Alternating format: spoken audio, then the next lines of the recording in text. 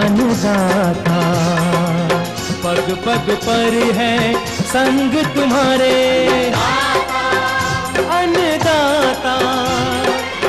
लहू किसानों का बन के पसीना सींचता है धरती का सीना। मेहनत का तेरी हक दिलवाने, नई तकनीक नई खोज बताने।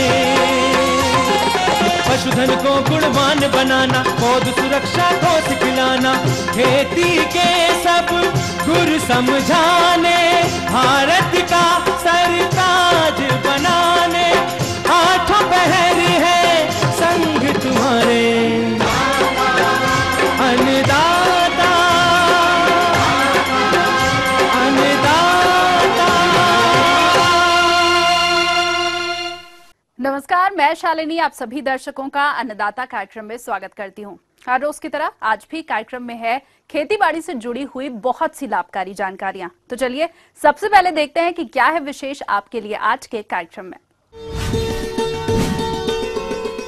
अधिक पैदावार हेतु सितंबर अरहर की बुआई विधि पर जानकारी।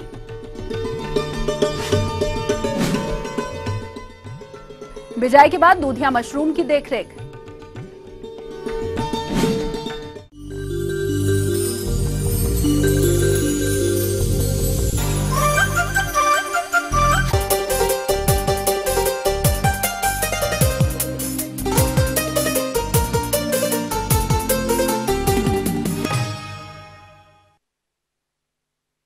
किन्हीं परिस्थितियों के कारण हमारे प्रदेश के जिन किसान भाइयों ने जुलाई माह में अरहर की बुआई नहीं की है, वो किसान भाई इस समय सितंबर माह में बोई जाने वाली अरहर की बुआई कर सकते हैं।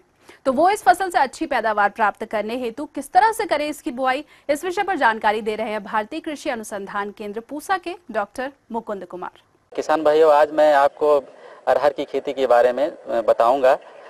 अभी तो अरहर का जो मुख्य टाइम होता है बोने का वो निकल चुका है, लेकिन हमारे कृषि वैज्ञानिकों ने कुछ ऐसी प्रजाति विकसित की है जिसको हम रबी पूर्व में या सितंबर के प्रथम पखवाड़ा में लगा सकते हैं। तो सबसे पहले हम बात करते हैं भूमि की तैयारी की। तो अम्लीय और क्षारीय मृदा को छोड़ करके अरहर की खेती सभी भूमियों में किया जा सकता है। जैसा कि आप सब किसान भाइयों का जो खेत इस समय खाली है उसमें हम अरहर की खेती को अच्छी तरीके से लगा सकते हैं। अब दूसरी बात आती है प्रजाति की। तो हमारे संस्थान ने पूसा 9 वैरायटी जो है विकसित की है, जिसको हम रबी पूर्व में लगा सकते हैं। इसके अलावा भी एक हमारी प्रजाति है वो शरद नाम से है, उसको भी लगा सकते हैं, जो 240 से 245 दिन में पकड़ के तैयार हो जाती है। और इसकी पूसा 9 की उपज है 20 से 25 कुंटल पर हेक्टेयर और शरद की है 18 से 20 कुंटल पर हेक्टेयर। अब हमारी बात आती है बुआई की। सितंबर अरहर के लिए बीज दर 40 से 50 किलोग्राम प्रति हेक्टेयर की दर से डालना चाहिए। बीजों का रोगों से बचाव हेतु बीज शोधन अत्यंत आवश्यक है। प्रति किलोग्राम बीज को 2.5 ग्राम थीरम तथा 1 ग्राम कार्बेंडाजिम से शोधित करने के बाद अरहर के विशिष्ट राइजोबियम कल्चर के 1 पैकेट प्रति 10 किलोग्राम बीज की दर से बीजोपचार कर लेना चाहिए। तदुपरांत ही इसकी बुआई करना चाहिए। और बुआई की दूरी क्योंकि लेट हो गया होता है तो बुआई की दूरी को कम रखते हैं। हम 45 × 10 सेंटीमीटर पर इसकी बुआई करते हैं और 4 से 5 सेंटीमीटर की गहराई पर हम सीड बोते हैं। और अरहर को ऐसे जगह पर लगाएं जहां पर जल निकास की अच्छी व्यवस्था हो। यदि कहीं पर जल निकास की कम अच्छी व्यवस्था होती है तो वहां पर हम मेढ़ी बना करके, इसको हम रिस कहते हैं, उस पर बुआई इसकी कर सकते हैं। उसमें जल जमाव से हम निजात पा सकते हैं। अब अरहर में जो सबसे पहले जो समस्या आती है वो खरपतवार नियंत्रण की आती है। तो खरपतवार नियंत्रण के लिए बुआई के दूसरे या तीसरे दिन हम 3.25 लीटर पेंडामेथिलीन को 600-700 लीटर पानी में घोल बना करके और हम उसको खेत में अच्छी तरीके से छिड़काव कर दें। तो शुरू में जो अरहर और खरपतवार के बीच में जो कंपटीशन होता है उससे हम निजात पा सकते हैं और इसके बाद हमारा अरहर का पौधा आगे निकल जाता है, खरपतवार की समस्या नहीं होती है। अब बात आती है खाद एवं उर्वरक की। तो अरहर की जड़ में कुछ नोडुल्स राइजोबियम पाए जाते हैं जो एटमॉस्फेरिक आसमान की नाइट्रोजन को फिक्स करते हैं। तो इसलिए इसमें ज़्यादा नाइट्रोजन की ज़रूरत नहीं पड़ती है। इसमें 20 किलोग्राम नाइट्रोजन, 50 किलोग्राम फास्फोरस और 40 किलोग्राम पोटाश की आवश्यकता पड़ती है, जिसको हम डीएपी से एक साथ ही दे करके पूर्ति कर सकते हैं और पोटाश की मात्रा को अलग से हम दे सकते हैं। तो इसमें 100 किलोग्राम डीएपी 1 हेक्टेयर के लिए उपयुक्त होती है। इसमें सिंचाई की ज़्यादा आवश्यकता नहीं होती है, फिर भी अगर पानी की बहुत ज़्यादा कमी दिखे या बहुत दिनों तक बरसात ना हो तो हम 1-2 सिंचाई इसकी कर सकते हैं। पहली सिंचाई हमारी जब फूल आने की अवस्था पर करेंगे और दूसरी सिंचाई है फली बनने की अवस्था पर हम कर सकते हैं। हल्की सिंचाई करेंगे जिसमें उसमें पानी ना लगे। जो महत्वपूर्ण कीट होता है वो फली बेधक कीट होता है, जो अरहर की फसल को बहुत ज़्यादा नुकसान पहुँचाता है। तो उसके बचाव के लिए हम इंडेक्सेकार्ब दवा 1 मिलीलीटर पर लीटर पानी में घोल बना करके इसके हम 15 से 20 दिन के अंतराल पर छिड़काव करते रहते हैं, जिसका पहला छिड़काव फूल आने की अवस्था पर और दूसरा फली बनने की अवस्था पर करते हैं। तो इस कीट से हम मुक्ति पा सकते हैं। और दूसरा इसमें जो रोग लगता है वो बहुत ही महत्वपूर्ण है, उकठा रोग जिसको कहते हैं। इसका अभी तक कोई उपचार नहीं है, फिर भी जो हम शुरू में बताए हैं कि कैप्टान या थायराम से बीज का उपचार करेंगे तो इस रोग से मुक्ति पा सकते हैं, और नहीं तो रोगरोधी प्रजाति उगाएं। और दूसरा सबसे खतरनाक रोग है इसका बंझा रोग है। बंझा रोग जो एक वायरस जनित रोग है, एक मक्खी से फैलता है, और इसके उपचार के लिए मोनोकोटोफास 1 मिलीलीटर दवा पर लीटर पानी में घोल बना करके छिड़काव करें तो इस रोग से भी मुक्ति पा सकते हैं। अगर फिर भी कहीं कहीं दिखे आपके खेत में बंझा रोग लगा हुआ है तो उस पेड़ को जड़ से उखाड़ करके कहीं दूर फेंक देना चाहिए या मिट्टी में दबा देना चाहिए, इससे मुक्ति पाई जा सकती है। तो ये थी कुछ उपयोगी जानकारियां। अब लेंगे एक छोटा सा ब्रेक, जल्द लौटेंगे और कार्यक्रम में आगे आपको देंगे बहुत सी महत्वपूर्ण जानकारियां। बने रहिए हमारे साथ। बिजाई के बाद दूधिया मशरूम की देखरेख।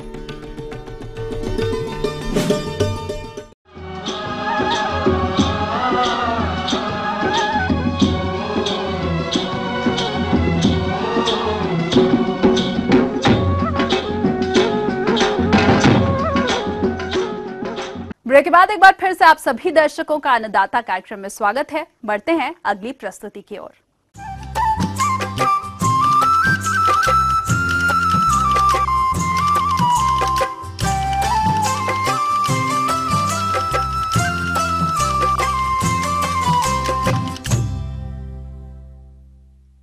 हमारे जिन किसान भाइयों ने दूधिया मशरूम की बिजाई का कार्य कर लिया है, वो मशरूम से अच्छा उत्पादन लेने के लिए फसल की देखरेख किस तरह से करें, आइए जानते हैं नवीन पटवाल से। ये मैं आपको बताना चाह रहा था, एक मिल्की मशरूम हम लोग यहाँ ग्रो करते हैं। इसे ग्रीष्मकालीन मशरूम बोलते हैं। ये समर्स में ही उगती है और इसकी बुआई अप्रैल मई जून के आसपास होती है, मई जून के आसपास। और इसका जो टेम्परेचर होता है उगाने का 30 डिग्री के आसपास रहता है। इस रूम का आप जो रूम आप दिखा रहे हैं हम लोग आपको, इसका रूम का साइज होगा मतलब 40 फुट चौड़ा है और 80 फुट लंबा है। 8000 बैग इसमें लगभग आ जाते हैं इस बैग में। उसके बाद हम क्या करते हैं कि इस कमरे में कुछ मतलब बाहर से हवा के कुछ पंखे लगाए जाते हैं जिससे कि बाहर से कुछ स्वच्छ हवा आ सके और कार्बन डाइऑक्साइड की मात्रा इसके अंदर कम करी जा सके। इसका एक फायदा है कि बटन मशरूम जैसे सर्दियों में उगती है और आपका शेड खाली है तो आप इस मशरूम को कर सकते हैं।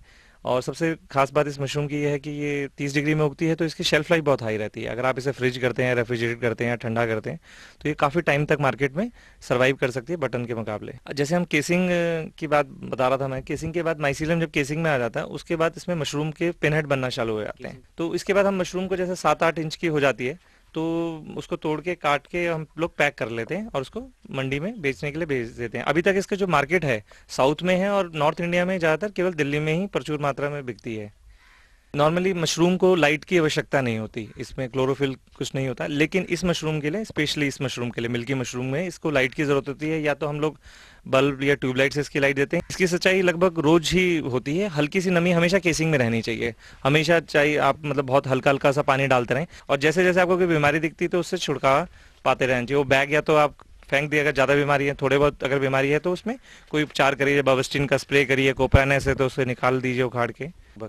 और उसके बाद जो बीमारियां होती हैं इसमें ग्रीन मोल्ड हो गया, कोप्राइनस हो गया और 2-3 और वाइट प्लास्टर मोल्ड। अगर आपके उसमें अमोनिया रह गई कंपोस्ट में तो कोप्राइनस आपके आते रहेगी, जिसका रोज आपको निकाल के हटा के उसको फेंकना पड़ेगा सुबह और शाम दोनों टाइम पे। मोल्ड होता है उसकी पहचान तो बिल्कुल जैसा नाम है इसका, ग्रीन मोल्ड, हरे रंग का केसिंग के ऊपर आ जाता है और उस एरिया को हम हटा देते हैं। वो केसिंग के ऊपर ही होता है हरे रंग का। उसको हटा के हम लोग क्या करते हैं, बावस्टिन का स्प्रे करते हैं और बैग्स को फिर वहीं रख लेते हैं। और वाइट प्लास्टर मोल्ड जो होता है वो सफ़ेद रंग का होता है, मशरूम जैसा ही दिखता है फंगस, लेकिन उसमें थोड़ा गाढ़ापन होता है सफ़ेद में। और उसको भी इसी तरीके से ग्रीन मोल्ड की तरह जैसे उपचार किया जाता है, उसको थोड़ा सा हटा के हम लोग वहाँ पर स्प्रे कर देते हैं बावस्टिन का और वहाँ पर वो फिर ठीक हो जाता है। उसके बाद वो नहीं होता। अगर हम उसका उपचार नहीं करेंगे तो बढ़ता ही चला जाएगा। छोटे लेवल पे स्टार्ट करें, अपने आप इसको एक्सपीरियंस लें। कुछ लोकल जो आपके कुछ साइंटिस्ट हैं, कुछ डॉक्टर्स हैं जो कृषि मंत्रालय से अपॉइंटेड हैं आपके एरिया में, उनसे कुछ मदद लीजिए। और कहीं कहीं पर इनके ट्रेनिंग सेंटर्स हैं, national research centre for mushroom है जिसका DMR नाम हो गया है, department of mushroom research, Solan में है। वहाँ जाके आप 7-7 दिन की ट्रेनिंग होती है, वहाँ ट्रेनिंग ले सकते हैं। आगे और भी है कुछ रोचक जानकारियां, पर यहाँ पर रुकेंगे एक और कमर्शियल ब्रेक के लिए, जल्द हाजिर होंगे। मछली के तालाब में इस समय किए जाने वाले महत्वपूर्ण कार्य।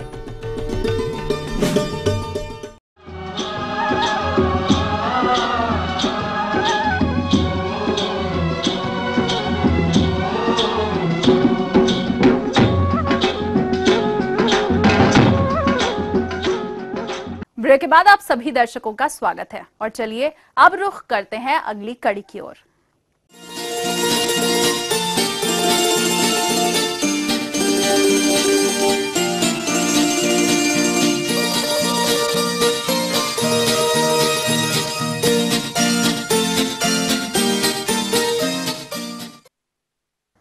मत्स्य तालाब में जिन किसानों ने मछली के बीजों को छोड़ दिया है, उनकी उचित वृद्धि विकास के लिए इस समय तालाब में कौन कौन से प्रबंधन कार्य करने हैं, आइए जानते हैं एक विशेषज्ञ डॉक्टर DV सिंह से।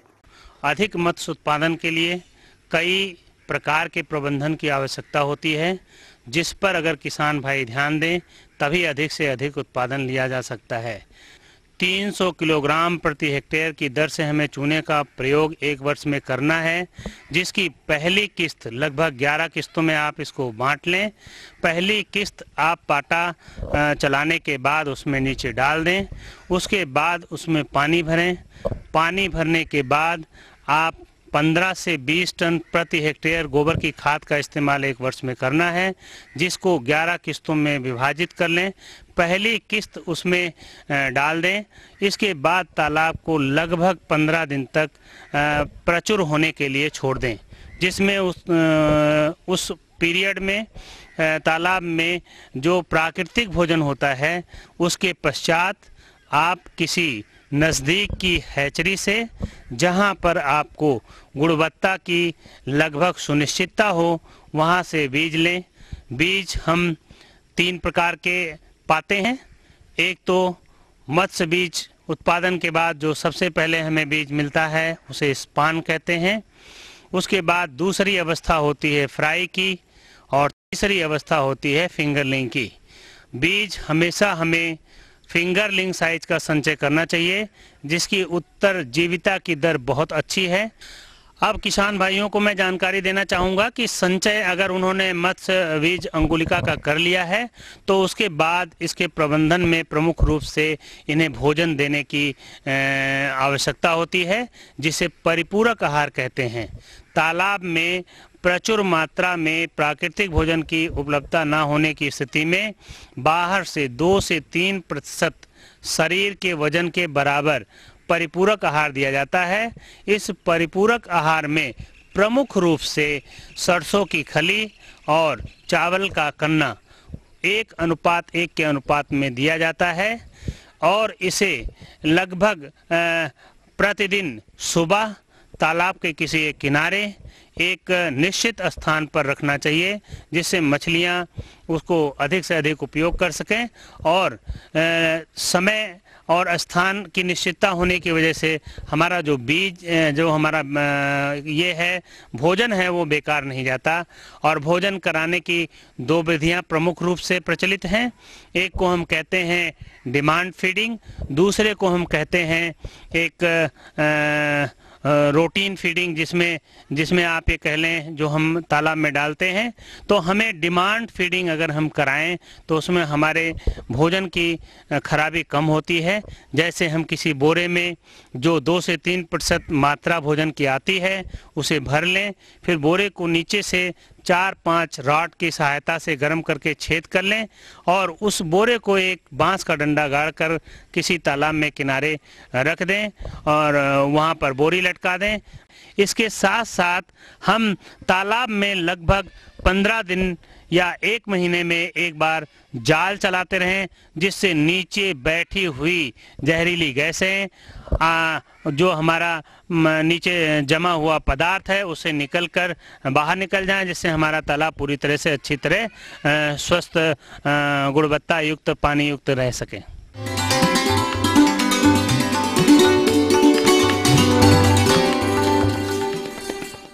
अन्नदाता हेल्पलाइन निःशुल्क फोन संपर्क सेवा के माध्यम से आपके द्वारा पूछे गए प्रश्नों में से एक या फिर 2 महत्वपूर्ण प्रश्नों को हम अपने कार्यक्रम में शामिल करते हैं और इसी के तहत आज का चयनित प्रश्न और उसका जवाब इस प्रकार है।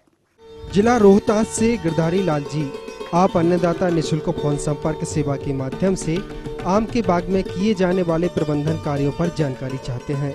तो गिरधारी लाल जी, आपकी जानकारी हेतु देखिए कार्यक्रम का यह अंश। इस क्रम में हम सबसे पहले बताना चाहेंगे कि जो आम की प्रजातियां हैं, मुख्य प्रजातियां हैं, और नॉर्थ इंडिया में जो हम उत्तरी भारत में जो आम उगाते हैं उसमें यह समस्या है कि एक साल फल आई, एक साल फल नहीं आती। तो जिस टहनी पर एक साल फल लग जाएगा दूसरे साल उस टहनी पे फल नहीं आता है। जबकि साउथ इंडिया में, दक्षिणी भारत में फल हर साल आता है, क्योंकि वहाँ ठंड का टाइम नहीं होता है और जो शाखाओं की बढ़वार है वो पूरे साल होती रहती है। अब हम आपको बताएं कि उत्तरी भारत में इसके लिए क्या करें, ऐसा क्या करें कि फल हर साल आए।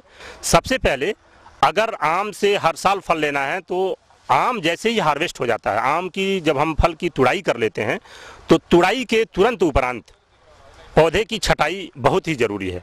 और जब पौधे की छटाई हो जाती है तो इसमें मुख्य रूप से ये आपको देखना है, ध्यान देना है कि जिस टहनी में, जिस शाखा में फल आया हुआ था इस साल, उस टहनी को अवश्य छांटना है। ऊपर की तरफ से कम 10 से 15 सेंटीमीटर नीचे की तरफ लेते हुए उस शाखा को काट के निकाल देना चाहिए। तो यह काम फल तोड़ने के तुरंत बाद। इसके बाद दूसरी बात जो आती है वो कलतार डालने की बात आती है। एक दवाई ये होती है जिसको हम बोलते हैं ग्रोथ रिटार्डेंट, और उसका केमिकल नेम होता है पैक्लोबिट्राजोल। तो इसके लिए जो पहली जो सीढ़ी थी वो मैंने बताया कि पहले पौधे की छटाई करनी है। छटाई के तुरंत बाद ये इस ग्रोथ रिटार्डेंट का प्रयोग करना है। इसका प्रयोग सितंबर माह में अवश्य कर देना चाहिए, क्योंकि जो फ्रूट बड डिफरेंशिएशन का टाइम होता है आम में वो अक्टूबर नवंबर में, सितंबर से स्टार्ट हो जाता है, अक्टूबर नवंबर तक चलता रहता है। इसका प्रयोग सितंबर माह में 4 ml प्रति लीटर कैनापी के हिसाब से, तो जो कलतार दवाई है इसका 4 ml प्रति लीटर के हिसाब से प्रति पेड़ देना होता है। अब 4 ml प्रति लीटर का मतलब ये है मिक्स करके तो देंगे प्रति पेड़, लेकिन अगर उसकी फैलाव 1 मीटर है, एक कैनापी का फैलाव 1 मीटर है, अगर मान लीजिए कैनापी का फैलाव 2 मीटर है तो ये 8 ml प्रति पेड़ हो जाएगा। अगर कैनापी का फैलाव 3 मीटर है तो ये 4×3=12 ml प्रति लीटर हो जाएगा। और इस दवा को पानी में मिला करके पेड़ के नीचे एक गोल नाली, छोटी सी गोल नाली खोलते हैं और उस गोल नाली में इस दवा को हम प्रयोग कर देते हैं। गोल नाली जब आप किसान भाई खोदेंगे तो पाएंगे कि ये जो जड़ें यहाँ दिखेंगी, छोटी छोटी जड़ें सब यहाँ दिखेंगी। तो जो फीडर रूट्स हैं वो यहाँ भी पाई जाती हैं, जड़ें यहाँ भी पाई जाती हैं। और हमारा ये एम होता है कि इसके मुख्य तना के पास ये दवाई का प्रयोग कर दें और ये जड़ें फिर इसको चूस लेंगी और फिर ये पेड़ में ऊपर की तरफ चला जाता है और अपना काम करना शुरू कर देता है। अब मैं किसान भाइयों को बताऊंगा कि जैसे ये सोल्यूशन बना करके किस तरह से प्रयोग करें। तो सोल्यूशन बन चुका है, जो हमने रेट बताया आपको कि 4 मिलीलीटर प्रति लीटर में मिला करके, अगर पेड़ का फैलाव 1 मीटर है तो 4 मिलीलीटर 1 लीटर पानी के हिसाब से हम मिलाते हैं। 4 मिलीलीटर दवा का प्रयोग होना आवश्यक है। पानी की मात्रा ज़्यादा हो सकती है। हमने बताया कि पेड़ की कैनापी फैलाव अगर 1 मीटर है तो 4 ml दवा इसमें पड़नी चाहिए। अब उस 4 ml दवा को 1 बाल्टी पानी में मिला के आप डाल दें, 10 लीटर पानी, 15 लीटर पानी या 20 लीटर पानी में मिला करके पेड़ के नीचे टोटल 4 ml दवा ये जानी चाहिए। पेड़ का फैलाव ज़्यादा है, दवा की मात्रा बढ़ती जाएगी। अगर पेड़ बहुत बड़ा है तो इसके लिए जो फुली ग्रोन अप ट्री हैं, पेड़ हैं, उसमें 20 से 25 ml इस दवा का हम प्रयोग करते हैं। अब इस दवा का सलूशन हम घोल बना लेंगे और घोल बनाने के बाद इन जड़ों के चारों तरफ, जो पेड़ के चारों तरफ इस तरह दवा का हम प्रयोग करेंगे। तो टोटल जो आपने दवा का घोल बनाया है 15 से 20 लीटर पानी में पेड़ के चारों तरफ ये इस तरह से डालते जाएं, इसको अच्छी तरह भर दें। इस दवा के प्रयोग के बाद हम किसान भाई को ये भी बताना चाहेंगे कि दवा प्रयोग करने के बाद यहाँ नमी बरकरार रहनी चाहिए।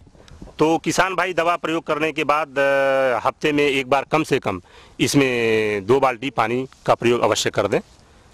जिससे नमी बनी रहेगी और दवा का जो इसमें दवा यहाँ से नीचे से मिट्टी में जो जड़ें चूस लेंगी, चूसने के बाद ये पेड़ में चली जाएंगी और अपना काम जा कर के वहाँ पर जो नई नई शाखाएं आ रही हैं वहाँ पर इनका जो है प्रभाव होगा और वो शाखाएं जल्दी मैच्योर हो जाएंगी। इस तरह से हर साल फल आने में ये दवा सहायक होती है। इसमें जो हमारे पंतनगर विश्वविद्यालय में रिसर्च करके देखा गया है, इसमें आप जो मैंने पूरी डोज बताई, इसकी पूरी मात्रा पहले साल पूरी मात्रा देंगे, दूसरे साल इसका हाफ डोज कर देंगे, तीसरे साल इसका 3/4 कर देंगे, चौथे साल आप नहीं डालेंगे, फिर 5वें साल से पूरी मात्रा और उसके बाद हाफ, फिर उसके बाद 3/4 और फिर उसके बाद 0।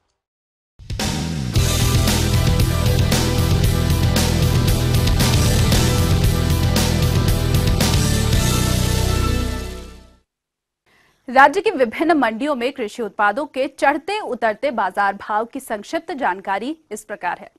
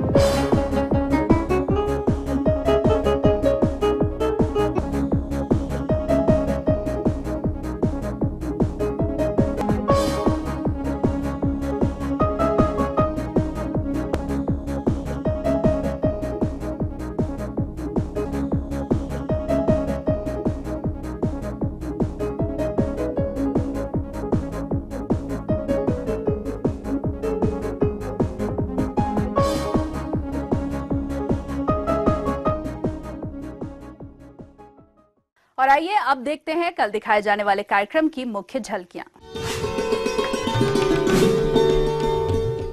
अधिक उत्पादन हेतु शकरकंद की वैज्ञानिक रोपाई तकनीक। बरसात के मौसम में बतखों की अच्छी बढ़वार हेतु इनकी देखरेख और प्रबंधन कार्य।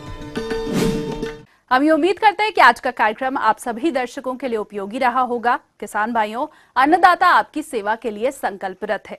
कृषि संबंधित समस्या और सुझावों के लिए आप हमें इस पते पर संपर्क कर सकते हैं। प्रोड्यूसर अन्नदाता, ETV Bihar Jharkhand, Ramoji film city, Hyderabad 501512। साथ ही आप हमें ईमेल भी कर सकते हैं। हमारा ईमेल आईडी है annadatabihar@etv.co.in। इसके अलावा आप हमें निःशुल्क हेल्पलाइन नंबर 180010084599 पर सोमवार से शनिवार सुबह 10 से शाम 4 बजे के बीच संपर्क कर सकते हैं। तो फिलहाल अन्नदाता की पूरी टीम को दीजिए इजाजत। कल फिर से इसी समय आपसे मुलाकात होगी कृषि संबंधित कुछ और रोचक जानकारियों के साथ। नमस्कार।